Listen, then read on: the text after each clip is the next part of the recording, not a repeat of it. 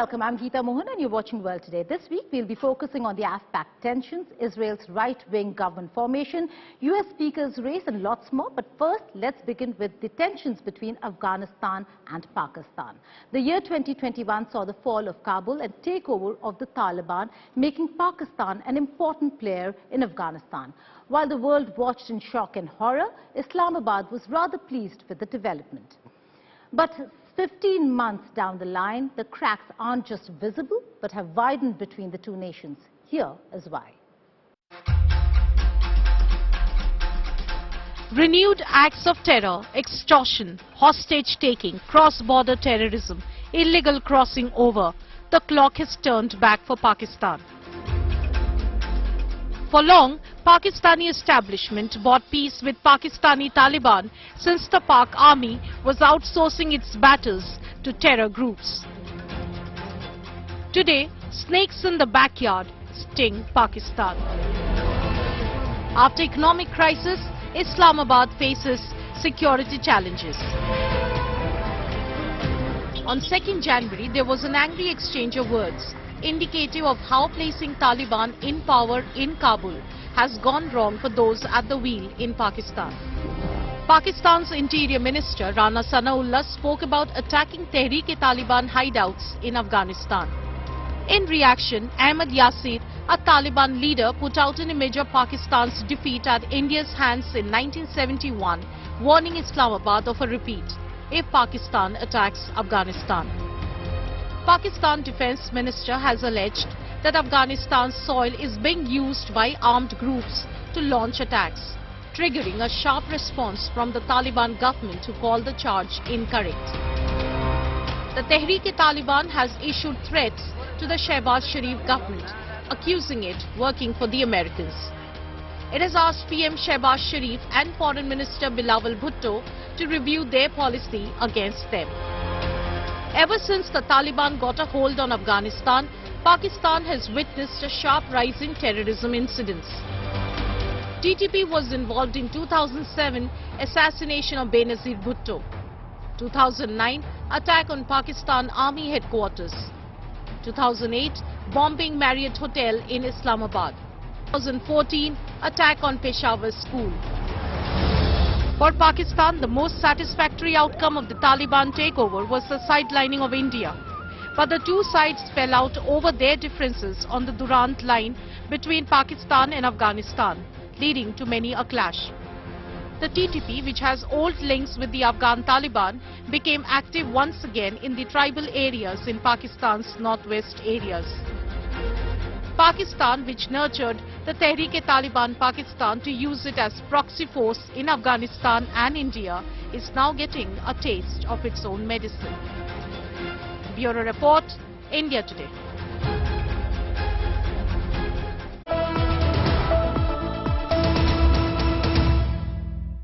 And on Spotlight this weekend, joining me is Shuja Jamal, who was a former National Security Council member in Afghanistan, also co-author of the book, The Decline and Fall of Republican Afghanistan. Thank you so much, Shuja, for joining us here on World Today. Let's begin with the entire idea of an Afghanistan-Pakistan alliance, where after the fall of Kabul, we saw a very smiling Pakistan. But in time, we saw the souring of ties, and today it has come to the extent that the Taliban officials are making fun of Pakistani officials. There are two aspects. One, the Durand line and the problems therewith, and the second being the problem of terrorism and TTP. It seems like Hillary Clinton's words of snake in your backyard now absolutely stands true for Pakistan and for Afghanistan. Well, Geeta, look, the cup of tea that the former ISI chief Faiz Hamid enjoyed at the Serena Hotel in Kabul days after the violent return of the Taliban to power in Afghanistan turns out not to have been as sweet as they were hoping mostly because it wasn't provided by the Taliban. It was provided by the hotel, which is a which is a private entity. But I think it is important for us to note that the Taliban are really trying to balance their relationship with their two strategic allies. Number one, the TTP, and number two, the Pakistani establishment. And they're finding that now that Pakistan expects reciprocity for its support of multiple decades, it's harder than they thought it would be to balance these two things because they're diametrically contradictory. And because of that, it is natural, I think, that there will be tensions between the Taliban and the Pakistani establishment because of that balancing act that the Afghan Taliban have to do.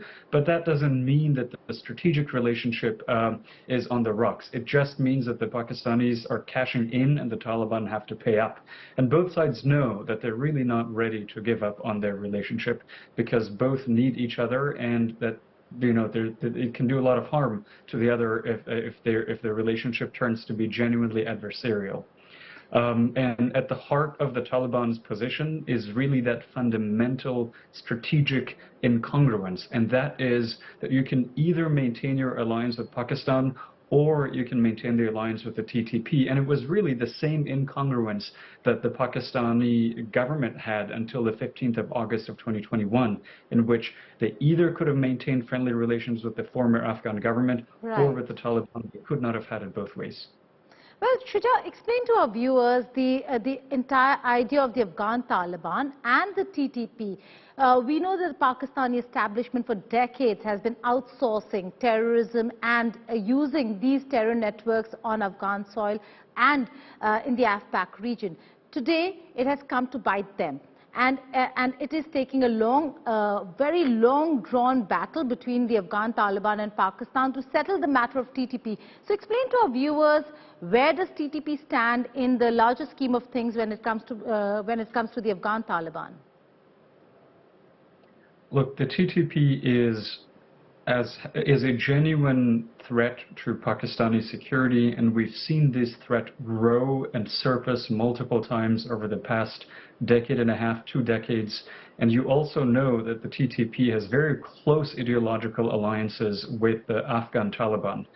In many cases, in their leadership, but also their rank and file, their mid-level managers. So from the very bottom to the very top, they have gone to the same madrasas, they've lived in the same madrasa dormitories, they've studied under the same religious fanatic clerics, and they've done this thing about the Star Bandi, which is a graduation ceremony by the same clerics. And so there is deep ideological formative years of friendship and affinity between the Afghan Taliban and the Pakistani TTP, and that is a kind of friendship that is very difficult for the Afghans to give up. But I think it's important also, as we sort of think about this, to realize that the Pakistani military establishment has relationships with most or all of the Taliban, but the Haqqanis are really the veritable arm of the ISI, to use that famous phrase by Admiral Mullen. The Haqqanis control the Ministry of Interior in Afghanistan, which is also in charge of the border police in Afghanistan. But Mullah Omar San, Mullah Yaqub, actually controls the Ministry of Defense. And so there's that different level of comfort that Pakistan has with different branches of its proxy. But I think at a more sort of personal level, it is also important for us to sort of think that it really some of it comes down to processes, control, organizational psychology. The Taliban have really never managed a sensitive border and do not have the same border protocols as the previous government did. And that's why in their first year in power, they got into border skirmishes with Iran, with Pakistan, which continues to this day, with Uzbekistan, with Turkmenistan, and with Tajikistan. The only country with which the Taliban didn't get into a skirmish is China. And that's because the very tiny border that we have with China is so impassable that there's really no back and forth, no trade, and therefore there's really no opportunity for the Taliban to get into any scuffles with anyone there. For someone who's studied, who's been a part of the security architecture of Afghanistan, Shuja, where do you see this headed? There are the border tensions between Afghanistan and Pakistan, and now we see even the tweet that one of the Taliban officials put out reminding Pakistan of the East Pakistan debacle clearly shows that the rift is very wide. So where do you see it headed? Well, let me, if I may, make a comment about this tweet. I think it's really just bluster. The Taliban know that they don't have the border controls or anything to defend against potential Pakistani action on Afghan soil, but they also know very cleverly that by stirring nationalist sentiments, the defense of the soil and the motherland, the Taliban are really trying to carve out a space in the hearts of Afghans and obscure the crimes that they've committed and they continue to commit. Their inability to provide any kind of service and their continuing encroachment on fundamental rights of women and minorities in Afghanistan. But they also know that they really can't stand up to the Pakistani military when push comes to shove. But the real question, Geeta, here is how long can this particular Taliban continue to diss Pakistan from Qatari soil before Qatar's tolerance runs out? The Taliban's office in Qatar, for example, is increasingly a puzzling entity that has long served its purpose, and people are asking, why is it even active anymore? And so incendiary political rhetoric like this will only serve to bring attention to that particular entity that the Qataris are tolerating and that may not any longer. But I think the tweet comes from a verified Twitter account. So the no less equally important question is, when will Twitter move to revoke verified privileges from the officials purportedly belonging to the Taliban? Now, you also mentioned the Durand Line. I think that's a very important question that has been a major factor in Pakistan-Afghanistan relationships for decades. Now, Pakistan can claim that they have UN charter authority to act if there is any threat to its security imminent, but those rights actually are subject to constraints. But that doesn't mean that it will continue to. But that just means that Pakistan will continue to use that justification to launch assaults that will violate Afghanistan's territory, but also cause civilian casualties. And that unconstrained, unmonitored military action is always a bad idea. But I'll come back to the Durand Line question further, but I'll stop there. Right. Shuja, there is so much to talk about, and you make a very important point when you speak of the Taliban sitting in Qatar and the Taliban in Kabul and the difference that exists today. Also the fact that the world needs to wake up to what is happening to women in Afghanistan and the atrocities that are being meted out. But we've completely run out of time on this show. We will continue this conversation with Shuja on various aspects in our subsequent shows. Thank you so much, Shuja, for joining us here on World Today. The U.S. House Speaker election is in a limbo. Kevin McCarthy, who lost the 11th round of votes, stands firm on the ground as his Republican counterparts refuse to stand by him. This stalemate has caused a delay in the execution of proposed legislations. This next report details the political brawl. Pursuant to law and precedent, the next order of business is the election of the Speaker of the House of Representatives for the 118th Congress. Nominations are now in order. U.S. House of Representatives is all set to welcome its new Speaker of the House. The battle has intensified between Democrats and Republicans. I rise today to nominate the gentleman from California, Kevin McCarthy, as Speaker of the House to lead America's new Republican majority. The political battle continues as the House of Representatives failed to elect the new Speaker for the second day in a row. All 6 of the ballots cast did not result in a majority vote, going to the Republican firebrand, Kevin McCarthy. McCarthy has already moved into Nancy Pelosi's previous office. But because he is having trouble winning over the support of 20 Republican members of the House, he may still have to wait before mounting his nameplate. In order to become the Speaker of the U.S. House of Representatives, a candidate needs 218 votes out of 434. The Honorable Hakeem Jeffries of the state of New York has received 212.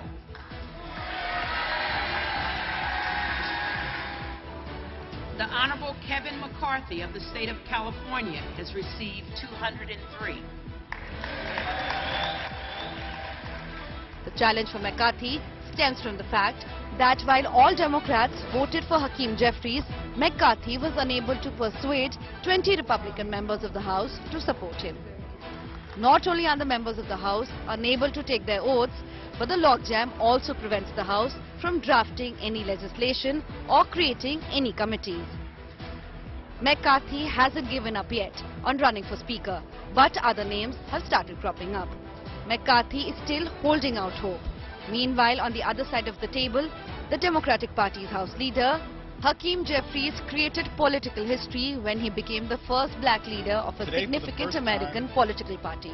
In 100 years. On both voting days, the Democrats overwhelmingly backed Jeffries. The leader was able to secure all 212 Democratic votes in 3 consecutive votes on both days. If 6 Republican leaders get together and back Jeffries, the New York congressman has a chance to make history. As California braces for storm, the storm within the House doesn't seem to settle. With Shuja Jamal, Bureau Report, India Today. McCarthy.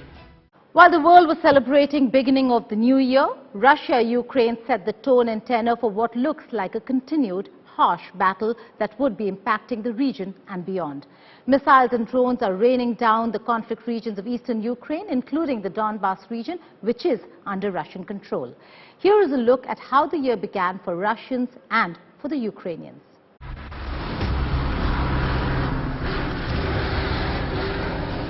On January 1st, a Ukrainian missile struck Professional Technical School number 19 in Makeyivka, a twin city to the regional capital of Donetsk, which was housing mobilized Russian troops. In what is being described as one of the bloodiest incidents, Russia's Ministry of Defense said Ukraine struck with 6 United States-made HIMARS rockets, claiming the lives of 63 troops. The fact that so many of the dead were not volunteer career soldiers was likely to fuel the anger of relatives and some of the ordinary Russians, whom Putin asked in his New Year address for support and sacrifices in the months ahead.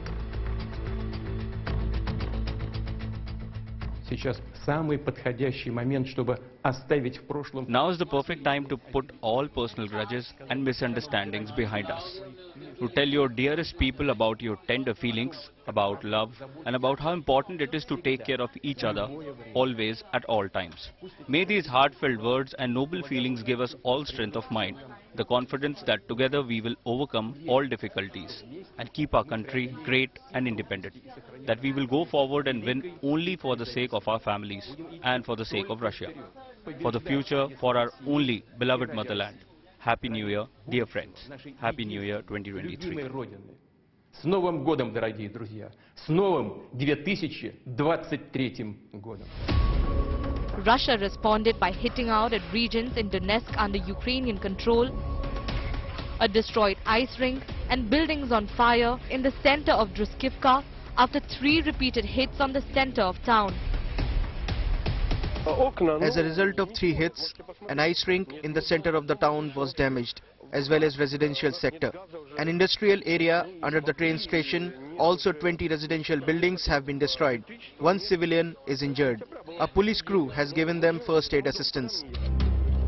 Donetsk region has seen some of the heaviest fighting since Russia sent troops into Ukraine on February 24, 2022. Now is the moment when together with our partners we must strengthen our defense. We have no doubt that the current masters of Russia will try to turn the tide of the war and at least postpone their defeat. We have disrupted this Russian scenario. Any attempt at their new offensive must fail. Терористи повинні програти. Будь-яка спроба їхнього нового наступу повинна провалитися. Bakhmut city of Donetsk is witnessing intensified action by Ukrainian troops.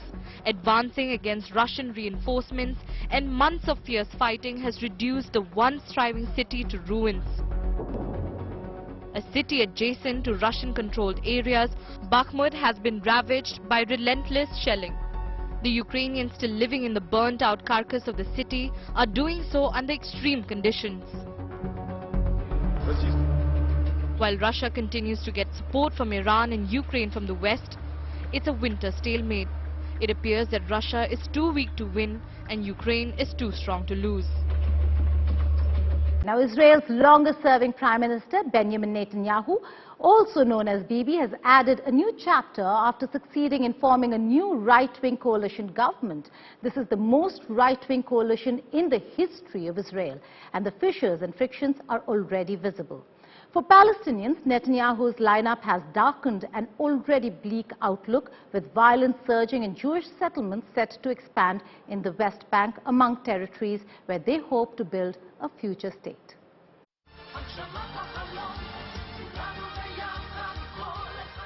Israel's Benjamin Netanyahu has been sworn in as Prime Minister. The celebrations there are seen as the beginning of dark and grim days ahead for Palestinians, since his allies include the religious Zionism and Jewish power parties which oppose Palestinian statehood and whose leaders, both West Bank settlers, have in the past agitated against Israel's justice system, its Arab minority and LGBT rights. I am very excited to open the first cabinet meeting of the 37th Israeli government. It's really a day to celebrate. On the way to here from Knesset, I was able to meet a great number of citizens, and they are smiling, and they are joyful, and they are happy. They are happy first and foremost because we returned. They are happy because we formed a government. They are happy because we returned stability, and they are happy because they are sure that we will work together for benefit of every Israeli citizen. Netanyahu's appointments include Itamar Ben-Gvir, who was convicted in 2007 of incitement against Arabs and support for a Jewish militant group, as Minister for Police. Ben-Gvir, a lawyer, says his views have become more moderate.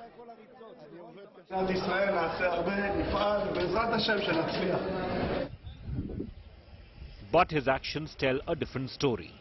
In what is being seen as an unprecedented provocation and a dangerous escalation of the conflict, the National Security Minister, Itamar Ben-Gvir, briefly visited the compound that houses the Al-Aqsa Mosque in Jerusalem, a move condemned by Palestinians as provocative, and despite warnings, it could lead to violence.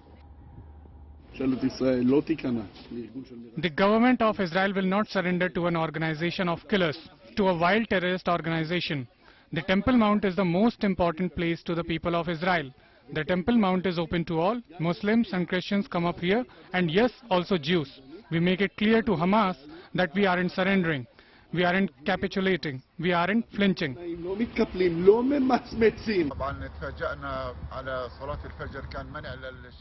We were surprised around dawn prayers when Israeli security prevented some people from entering Al-Aqsa Mosque. It was surrounded with security, and looks like the government of the occupation knew that Ben-Gvir was going to break into Al-Aqsa.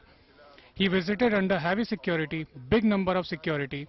In the past, he used to visit with less security, but this time, after becoming the Minister of Security for the occupation, he visited with heavy security. People weren't allowed in, which shows how fearful they feel, and at the same time, it is a challenge to the Muslim community, the international community, and to the Prime Minister of the occupation.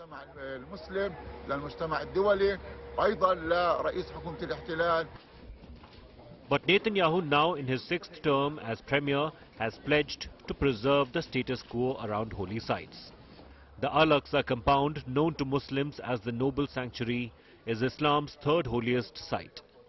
It is also Judaism's most sacred site, a vestige of 2 ancient temples of the faith. However, Netanyahu's stand on the issue of occupation of Palestinian territories remains the same. He rebuffed a recent vote by the United Nations General Assembly requesting that the International Court of Justice provide an opinion on the legal consequences of Israel's occupation of the Palestinian territories. All the hundreds of distorted decisions against Israel that were passed by the General Assembly of the United Nations over years, also the despicable decision that was passed today, will not bind the Israel government. The Jewish people are not occupiers on their own land, nor occupiers in our eternal capital, Jerusalem, and no UN resolution can wrap that historical truth. Critics are concerned about the mainstreaming of the ultra-nationalist agenda of this government and the verbal attacks on Israeli Arab minority. The new government has also unveiled plans that could weaken the Supreme Court in what Netanyahu's Justice Minister calls an overhaul of the country's judicial system, which could upend Israel's system of checks and balances and undermine democratic institutions. The coalition agreement includes plans for judicial and security reforms, which many fear would sow deeper divisions within the country. And here are some other news from across the world in World at a Glance.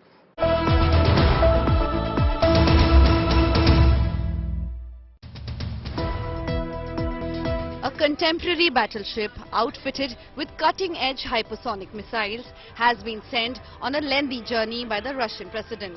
Putin claimed that the ship was armed with long-range Zircon hypersonic missiles, which travel more than 5 times as fast as sound and are more difficult to track and intercept. California has ordered evacuations as a severe storm hits the coast. Because of fears of flooding and landslides, areas that have already been affected by wildfires were among the first to get evacuation orders. It will likely result in fatalities and turn into a bomb cyclone. EU experts also advised the travellers to and from China to wear face masks and that EU countries test effluent from flights from China. Experts have said that EU countries are highly encouraged to seek COVID tests from travellers from China. Germans have expressed outrage and called for a ban on fireworks and firecrackers following a night of New Year's rioting and attacks on emergency personnel in Berlin and other cities. In the capital alone, 41 police officers suffered injuries. That's all in this edition of World Today. Stay tuned to India Today for all the latest news and updates.